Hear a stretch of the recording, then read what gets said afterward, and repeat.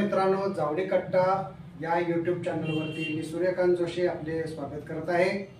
आज आपण जाणून घेणार आहोत रामनवमी या उत्सवाची आध्यात्मिक पौराणिक माहिती। राम उत्सव का साजरा केला जातो याविषयी आज आपण जाणून घेऊया। तर मित्रांनो, चैत्र शुद्ध नवमी या दिवशी रामनवमीचा उत्सव साजरा केला जातो। अयोध्यापती दशरथ आणि त्यांची पत्नी कौसल्या यांच्या पोटी चैत्र शुद्ध नवमीला प्रभू श्री रामचंद्रांचा जन्म झाला।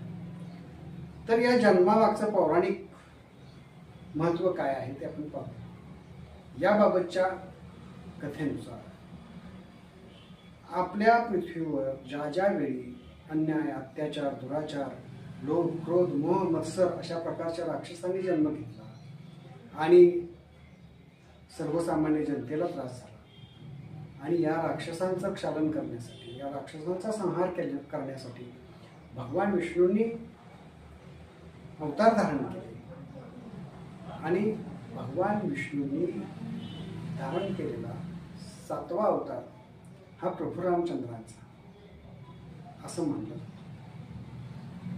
तर पौराणिक कथेनुसार रावण नावाचा राक्षस या पृथ्वीवरील लोकांना अनन्वित त्रास देत होता। लोभ, क्रोध, मोह, मत्सर, अहंकार प्रचंड होता।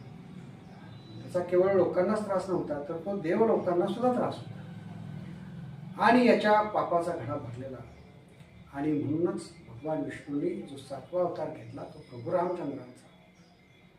चैत्र शुद्ध नवमीला प्रभू रामचंद्रांचा जन्म झाला म्हणून या दिवशी रामनवमी उत्सव साजरा केला जातो। या दिवशी आपल्या हिंदू धर्मातील श्रद्धेनुसार सर्व रामभक्त एकत्र येतात।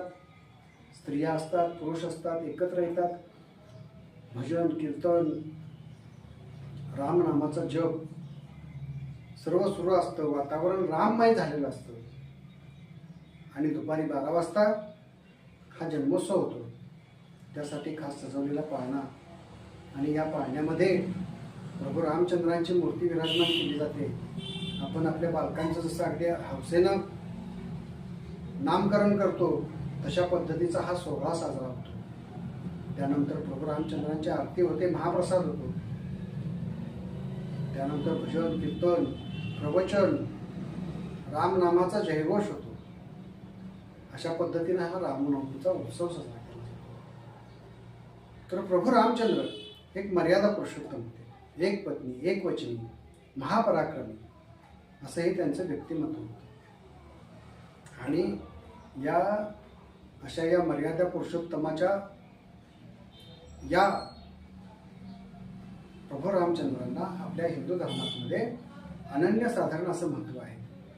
आणि रामनवमीच्या निमित्तानं आपण प्रभू रामचंद्रांचा आदर्श घेऊन आपलं जीवन जगावं असा हा त्यामागचा हेतू आहे।